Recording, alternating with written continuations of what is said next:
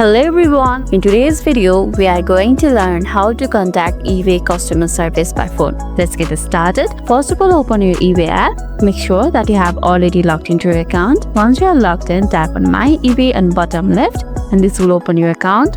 Scroll down and tap on Help and this will open your Help and Contact.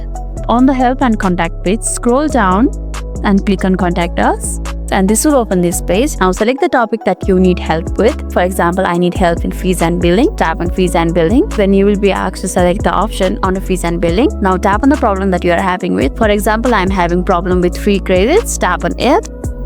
Then you will be directed to the page where you can see two options over there. First one is chat with your automated assistant and second one is help yourself, where you can read the articles related to the problem that you are having with. As we need the number, tap on chat with your automated assistant.